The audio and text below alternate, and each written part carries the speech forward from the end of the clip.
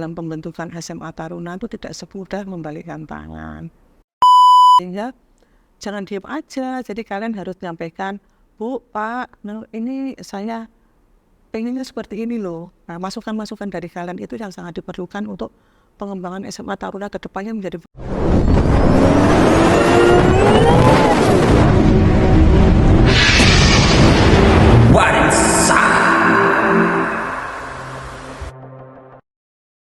Assalamualaikum warahmatullahi wabarakatuh.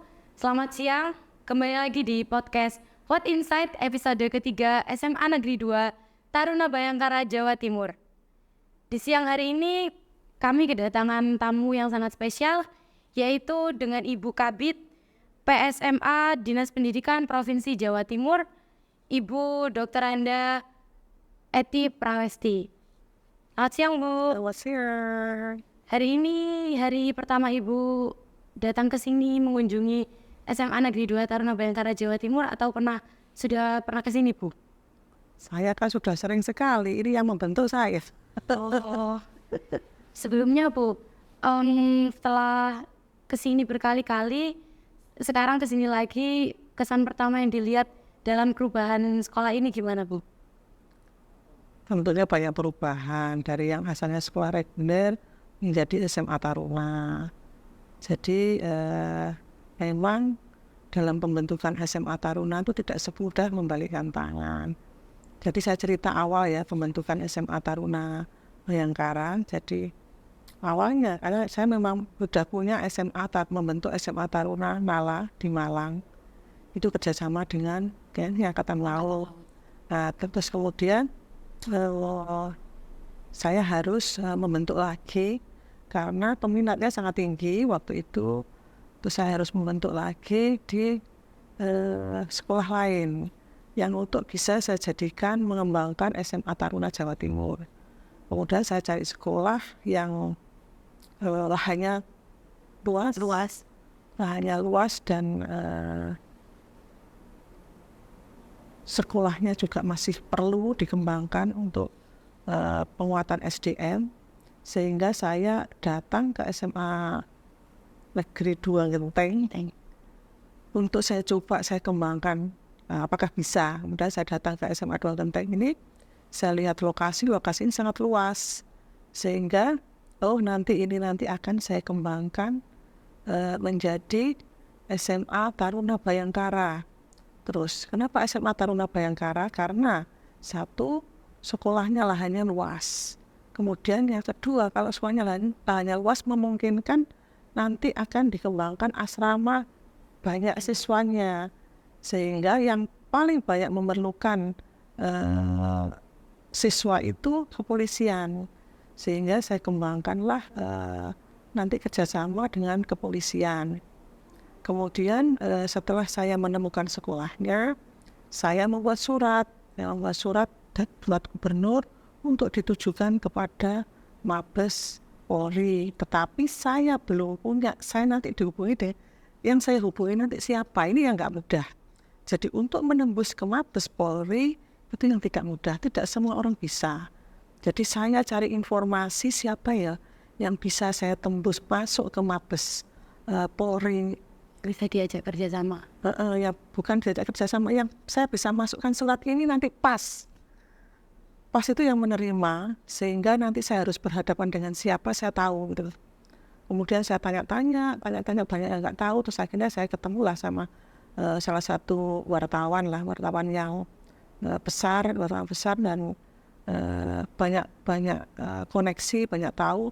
Akhirnya saya minta siapa sih Kabid Humasnya Mabes Polri. Saya waktu itu kalau nggak salah Pak Iqbal. Nah, saya punya nomor HP-nya, dikasih nomor HP.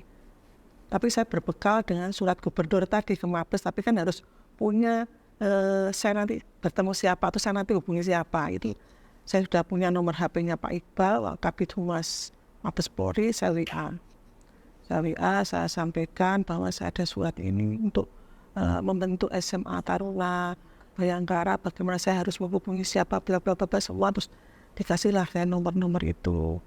Terus kemudian dari itu terus saya sampaikan surat, ada surat dari gubernur untuk rencana kerjasama dengan Mabes Polri. Kemudian saya langsung dibalas terus dan diterima. Oke Bu, nanti kapan Ibu bisa ke sini? Terus, oh baik Pak, saya mungkin hari Senin atau Selasa waktu itu saya akan ke Mabes Polri. Pertama kali Mabes Polri kan namanya gak pernah ke Mabes Polri, ya sudah Bismillah nanti ke sana. Alhamdulillah di sana diterima dengan baik. Diterima waktu itu Karo Bina Karir dan Karo SDM. Nah itu tidak main-main yang diterima di sana. Padahal saya yang ada hanya sebagai kepala bidang. Diterima dengan baik. Saya audiensi di sana. Tujuan-tujuan saya apa, bagaimana untuk rencana pembentukan SMA Taruna di Jawa Timur, dengan kerja rencana dengan Polri itu seperti apa. Saya sampaikan soal audiensi di situ dan Mabes Polri sangat menyambut baik. Kemudian saya persiapan setelah disambut baik, audiensi diterima dengan baik. Kemudian saya persiapan melaksanakan MOU dengan Mabes Polri. Kemudian saya persiapan MOU PKS. Saya harus rapat-rapat dulu untuk membentuk naskah MOU PKB atau PKB sama aja dan PKS untuk segera dilaksanakan PKB atau MOU dan PKS antara Mabes Polri dengan Gubernur, PKS antara sesuai dengan arahan Mabes dari Polda dengan Kepala Dinas, sehingga pada tanggal dan hari yang sudah kita persiapkan semuanya ditandatanganilah antara PKB dan MOU itu. Tetapi senyampang dengan penandatangan itu kita persiapan semua.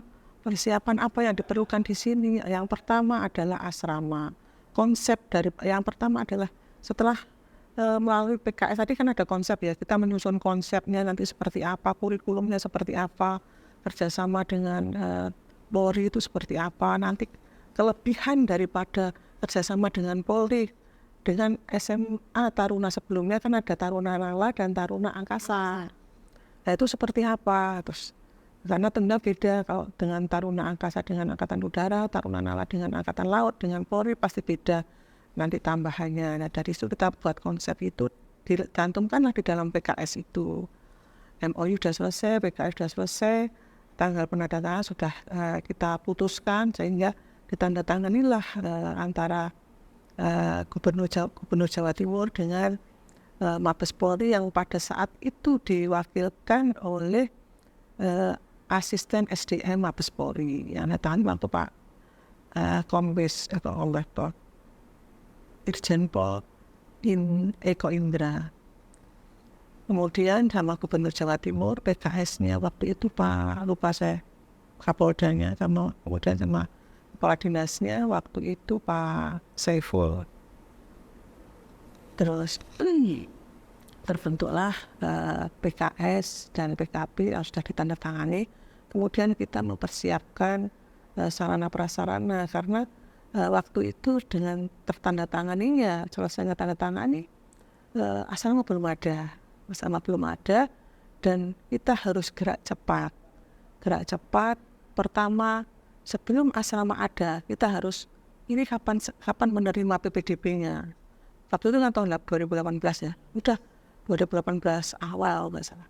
Sudah kita terima tahun ini aja, tahun ini kita Juli terima, tapi harus awal itu harus segera disusun bagaimana PPDB-nya tanggal berapa, semua konsep penerimaan seperti apa, itu nanti langsung kita gerak cepat.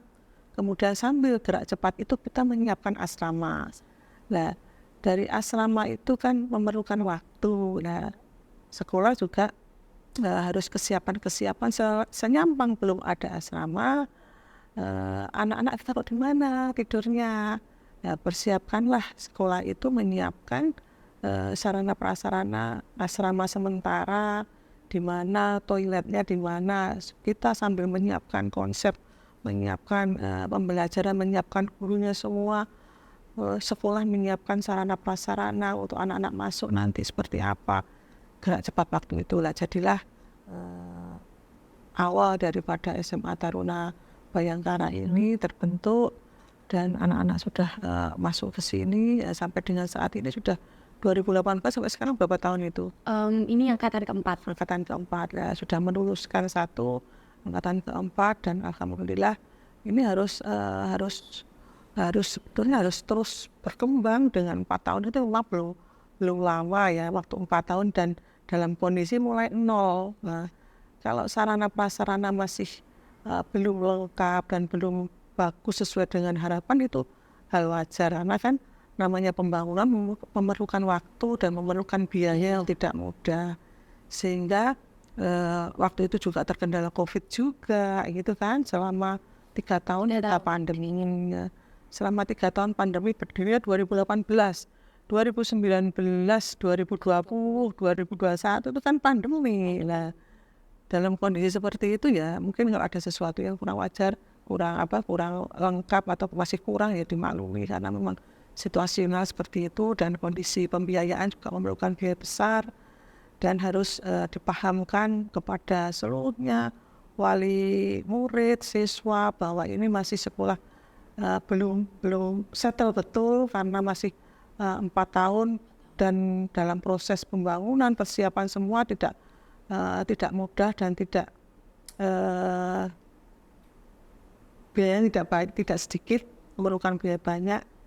Itulah yang perlu kerjasama, perlu support antara wali murid juga, antara semua pihak yang ikut terlibat di dalam pengembangan SMA Taruna Bayangkara ini, dan mohon supportnya dari semua pihak untuk membantu terbentuknya SMA Taruna Bayangkara, sehingga kalau ada kekurangan itu sampaikan kepada kepala sekolah, sampaikan kepada pihak sekolah kekurangannya apa, anak-anak terus bagaimana, anak-anak kalau ada masalah, kalau ada kekurangan sampaikan aja. Mungkin dari masukan daripada anak-anak siswa dari SMA Taruna Bayangkara kepada sekolah, itulah yang akan menjadi perkembangan menjadi bagus, dan keinginan anak itu nanti seperti apa, keinginan siswa SMA Taruna Bayangkara seperti apa, sampaikan kepada sekolah. Jadi sehingga jangan diam aja, jadi kalian harus menyampaikan, Bu, Pak, ini saya pengennya seperti ini loh. Nah, masukan-masukan dari kalian itu yang sangat diperlukan untuk pengembangan SMA Taruna ke depannya menjadi bagus. Saya kepengen ini, nah dikomunikasikan. Jangan diam aja, jangan merasa kalian takut, karena ini sekolah kalian. Sekolah kalian itu kebaikan semuanya, bagaimana ini menjadi bagus, bagaimana untuk lulusan daripada SMA Taruna Bayangkara menjadi bagus, menjadi banyak diterima di perguruan tinggi, banyak diterima di TNI Polri atau kedinasan. Nah, ini yang ditunggu masyarakat, hasil daripada output daripada SMA Taruna Bayangkara ini.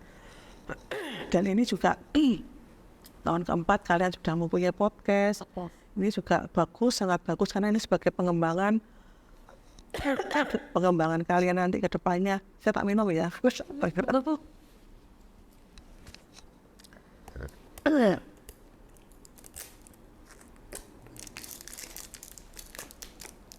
Saya langsung aja ya. Bismillah.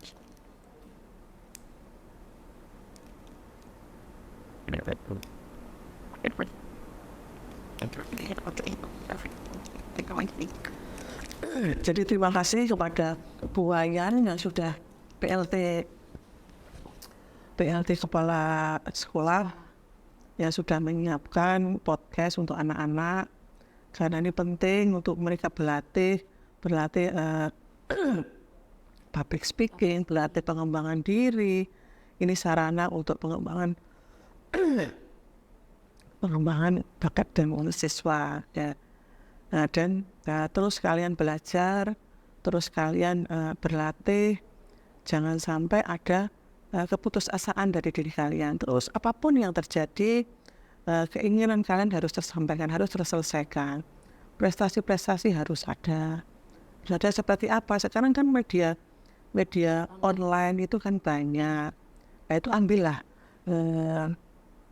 ilmu-ilmu, ambillah sisi-sisi positif daripada media online itu untuk mengembangkan bakat kalian, untuk mengembangkan prestasi kalian, untuk mengembangkan pengetahuan-pengetahuan menjadi lebih maju lagi. Sekarang kita nggak perlu kemana-mana, tapi dengan membuka HP, membuka gawai ini kalian bisa kemana-mana.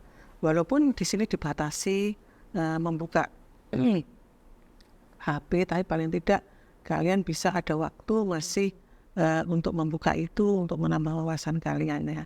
Jadi gunakanlah waktu masa-masa SMA itu dengan sebaik-baiknya, karena waktunya terbatas hanya 3 tahun. Kalau 3 tahun kalian gunakan sebaik-baiknya untuk mengembangkan prestasi kalian, untuk mengembangkan apa yang ada dalam diri kalian, potensi-potensi, lakukanlah. Karena kalau kalian memanfaatkan teknologi yang sangat cepat ini dengan hal-hal yang negatif, hasilnya yang rugi kalian sendiri. Jadi gunakanlah waktu 3 tahun yang singkat ini untuk mengembangkan diri kalian yang nanti untuk kebanggaan orang tua, untuk masa depan kalian. Karena masa depan kalian yang menentukan kalian sendiri, bukan orang tua, bukan guru.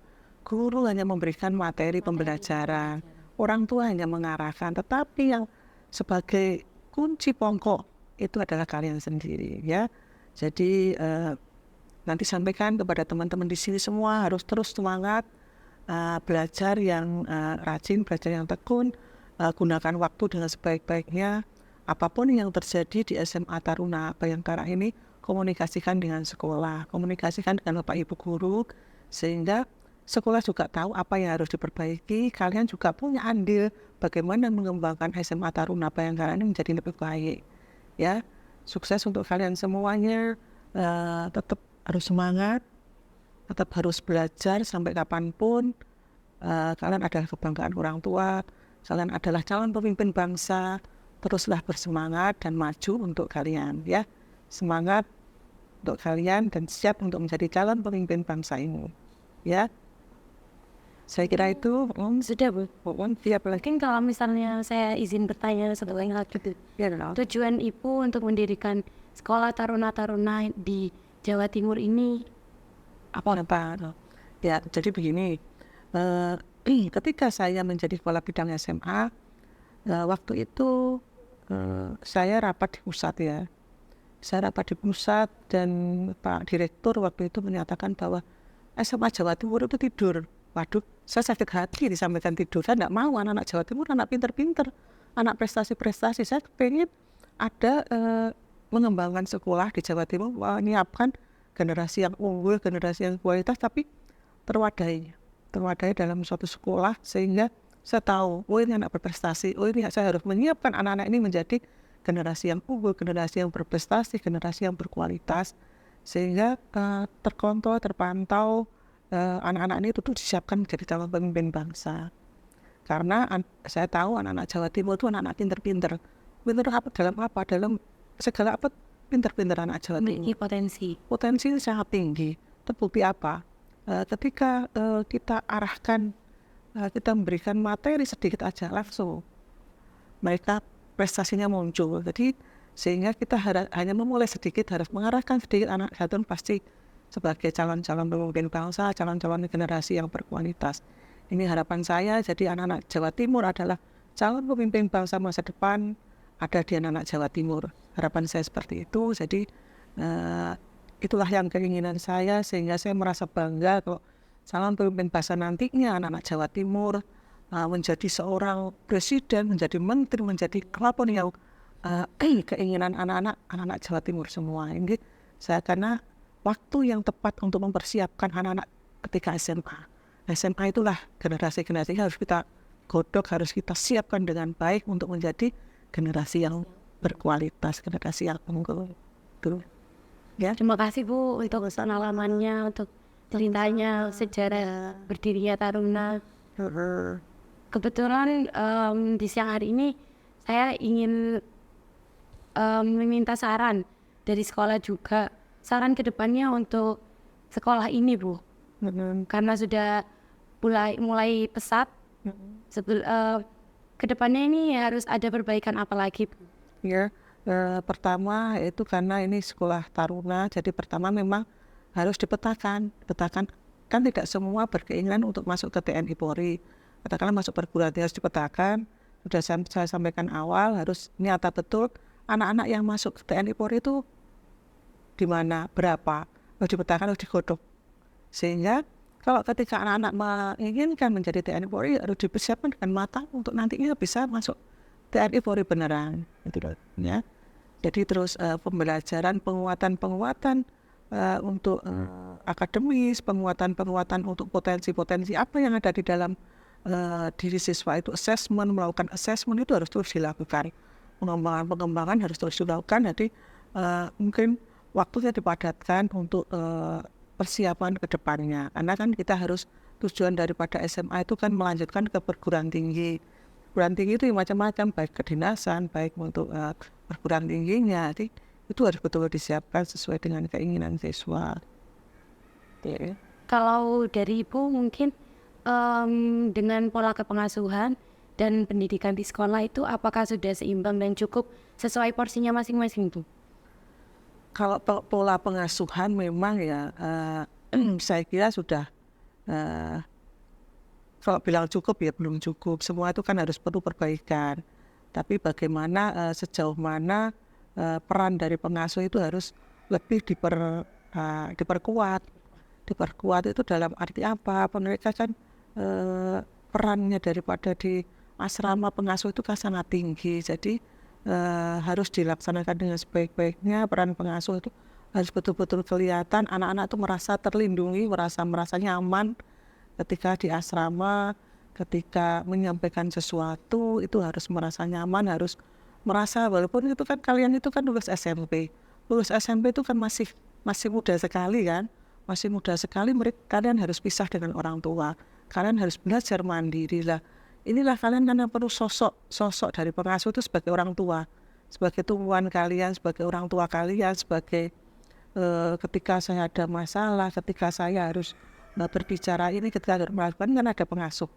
Pengasuh inilah yang kalian anggap sebagai orang tua, kalian anggap sebagai sarana komunikasi dengan baik. Inilah yang harus diperkuat para pengasuh ini, sehingga kalian merasa nyaman seperti di rumah sendiri. Waktunya sekolah ya sekolah, waktunya di asrama ya nyaman gitu. Kok nyaman itu apa yang ada dalam pikiran anak-anak muda itu kan keluar semua kan. Nah itulah yang perlu diciptakan di sini.